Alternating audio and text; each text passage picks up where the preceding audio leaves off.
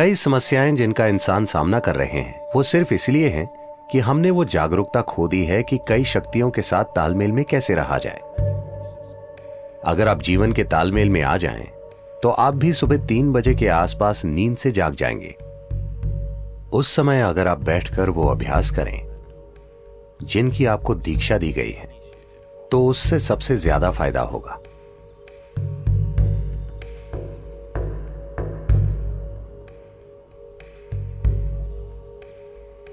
जिस तरह से धरती घूम रही है और जो भी हो रहा है, उस वजह से एक बहुत बुनियादी बदलाव आता है सुबह 3:20 से सुबह 3:40 के बीच। इसे ब्रह्म मुहूर्त कहते हैं।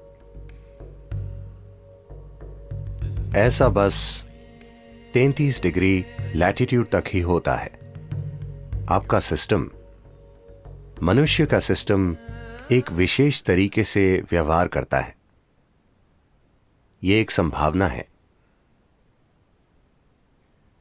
तो एक जागरूकता रही है इस संभावना का इस्तेमाल करने की। आपका जीवन उन कई चीजों का परिणाम है जिन्हें हम ब्रह्मांड कहते हैं या जिन्हें हम अस्तित्व कहते हैं। तो हम इस जबरदस्त घटना का परिणाम हैं जिसे हम सृष्टि कहते हैं। हम अपने आप में एक अलग जीवन नहीं है। तो जब आप तालमेल में होंगे तो कुछ चीजें होंगी। हमारे अमेरिका के टेनेसी में स्थित आश्रम में ऐसे झिंगूर पाए जाते हैं जो 17 सालों में सिर्फ एक बार जागते हैं। क्या आपने ऐसा कुछ देखा है? वो समझ जाते हैं कि 17 साल हो गए और वो जाग जाते हैं। फिर वो बच्चे पैदा करते हैं और सो जाते हैं।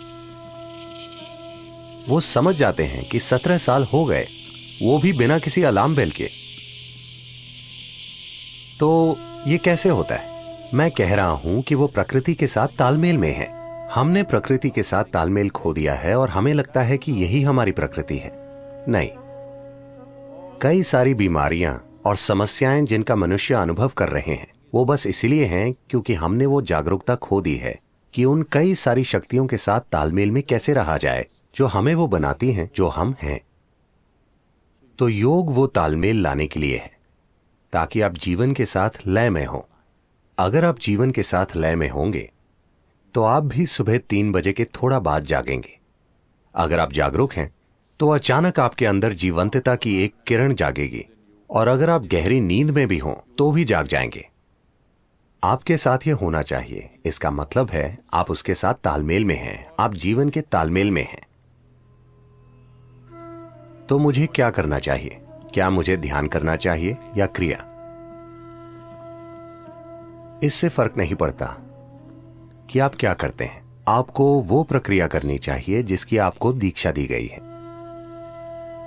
क्योंकि दीक्षा का मतलब है आपको कोई अभ्यास बस सिखाया ही नहीं गया है, आपके सिस्टम में उसे उतार दिया गया है, उसे आपके सिस्टम में बिठा दिया गया है। तो वो जो भी हो, अगर आप में एक जीवित बीज है और आप ब्रह्म मुहूर्त पर जागें और वो अभ्यास करें, तो इससे सबसे ज्यादा फायदा होता है, क्योंकि तब धरती के बर्ताव का आपके सिस्टम पर वैसा ही असर होता है। अगर आप एक विशेष तरह से जागरूक हो जाएं, आपके अंदर एक खास स्तर की जागरूकता आ जाए, तो आप बस जान जाएंगे You will simply know when the time is. कि वो समय कब है। अगर आप सही समय पर सोने जाएंगे तो आपको घड़ी देखने की जरूरत नहीं होगी। आप हमेशा जान जाएंगे कि 3:40 बजे हैं, क्योंकि फिर शरीर एक अलग तरह से बर्ताव करता है। उस समय अगर आप बैठकर वो प्रक्रिया करें जिसकी आपको दीक्षा मिली है, वो नहीं जो आपने किताबों से पढ़ी है, तो सबसे ज्यादा फायदा होगा। उस समय बीज को अंकुरित होने के लिए जरूरी मदद मिल जाएगी, या वो अन्य समय के मुकाबले ज्यादा तेजी से विकसित होगा। यह सिर्फ दीक्षित लोगों के ही लिए है। अगर आप दीक्षित नहीं हैं, आप किताब योगी हैं,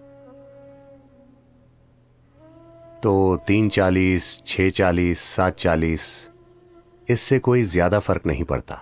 ऐसे लोगों के लिए संध्या काल ज्यादा महत्वपूर्ण होते हैं। संध्या मतलब सूरज के उगने से 20 मिनट पहले से 20 मिनट बाद तक,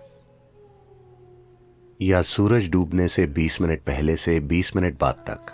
दोपहर और आधी रात के लिए भी यही सच है, लेकिन उनकी प्रकृति अलग है। तो ये 2 संध्याएं उनके लिए बेहतर हैं जो दीक्षित नहीं है। 3:40 उनके लिए अच्छा है जिन्हें शक्तिशाली दीक्षा मिली है।